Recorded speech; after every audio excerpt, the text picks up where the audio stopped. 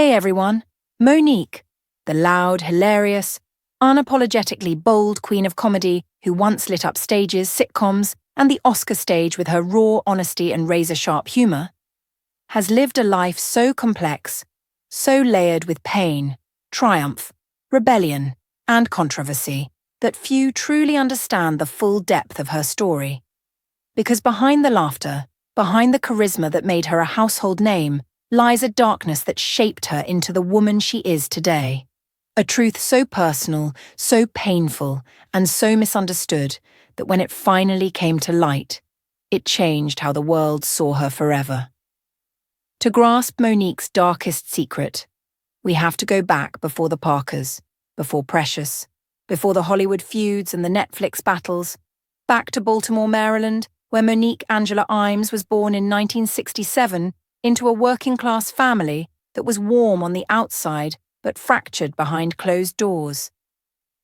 As a child, Monique was the funny one, the one who made everyone laugh to deflect from the chaos around her. But what the world would not learn until much later was that her childhood was scarred by something unimaginable. From the ages of 7 to 11, she was sexually abused by her older brother, a secret she carried in silence for years, a secret that would become the foundation of her lifelong struggle with self-worth, trust, and forgiveness.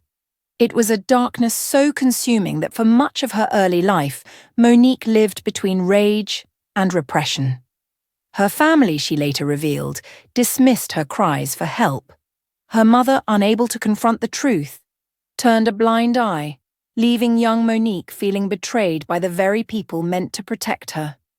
That betrayal would define much of her early adult life.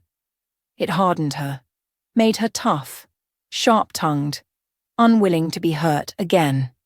It also fueled her comedy. Every joke, every roast, every loud declaration of confidence was armor. When she broke into stand-up in the late 1980s, audiences were drawn to her rawness. She wasn't like the others. She didn't sugarcoat, didn't fake smiles for approval. She was real, and that realness catapulted her to fame. The Parkers made her a TV icon. Her stand-up tours sold out across the country, and her message of body positivity, long before it became a movement, made her a role model for plus-sized women everywhere. But behind the laughter, her inner world was in turmoil. The unhealed trauma of her childhood had turned into anger, depression, and self-destruction. Monique began to struggle privately with emotional eating, strained relationships, and a desperate need to control her narrative in an industry that constantly tried to define her. By the time she landed her role in Precious, she was already exhausted from years of pretending that everything was fine. But that role, Mary Jones, the abusive mother whose cruelty masks her own pain, hit dangerously close to home. Monique later said that playing that role ripped open old wounds, forcing her to relive the trauma she'd buried. Her performance was so raw, so disturbingly real, that it earned her an Academy Award. But the irony was cruel. The very role that won her Hollywood's highest honor also nearly destroyed her emotionally. After the Oscar came the backlash. Monique refused to play by Hollywood's rules. She didn't do press junkets for free, didn't kiss the right rings, didn't play the submissive game so many others did. When she spoke out against unfair treatment, studios called her difficult, angry, and ungrateful. What the public saw was a woman seemingly biting the hand that fed her, but what they didn't see was a survivor refusing to be exploited again. To Monique, every power struggle in Hollywood was a reflection of the powerlessness she'd felt as a child, and she swore she'd never let anyone silence her again. That defiance came with a heavy price. Her career was effectively blackballed. Lee Daniels, Oprah Winfrey, and Tyler Perry, three of the most powerful names in black entertainment, were accused by Monique of contributing to her downfall, a claim that divided fans and colleagues alike. While her critics saw bitterness, her supporters saw bravery. But beneath the headlines and feuds was the darker truth. Monique's pain had never been about ego. It had always been about trauma. Trauma that never left her. In private, she battled depression and isolation, often questioning whether her truth was worth the cost.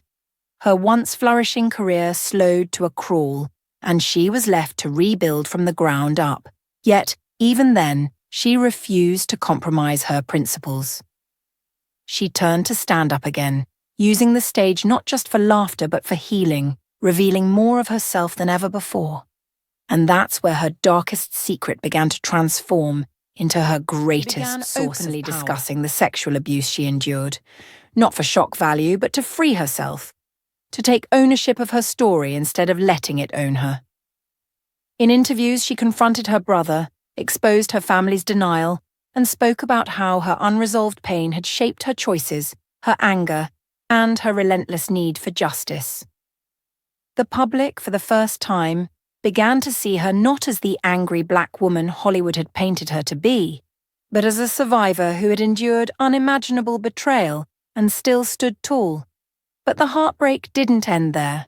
Her marriage to Sidney Hicks, her longtime friend turned husband, became another lightning rod for public scrutiny when she admitted they had an open marriage. Critics called it scandalous, but Monique insisted it was built on honesty and communication, something she'd been denied most of her life.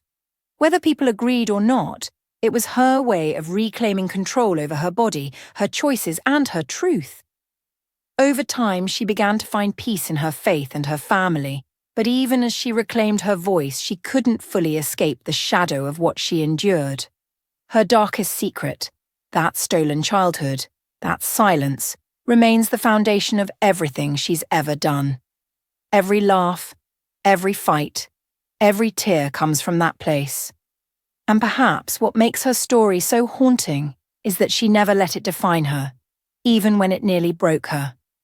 Monique's life is a study in resilience, the story of a woman who faced unimaginable pain, confronted an unforgiving industry, and refused to let either destroy her. Yet, her journey is also a reminder of how trauma echoes, how it hides beneath laughter, beneath fame, beneath strength. Today, Monique has slowly begun to rebuild her career. After years of exile, she returned to the screen and stage with renewed purpose, her Netflix special and recent film work marking a powerful comeback. She's older now, wiser, and less interested in approval, and more dedicated than ever to telling the truth. The darkness she once hid has become her light, a source of empathy and authenticity that sets her apart from an industry built on illusion. But if you look closely behind her smile and her fire, you can still see traces of that little girl from Baltimore, the one who learned too early what cruelty looked like, but who refused to let it win. Thanks for watching.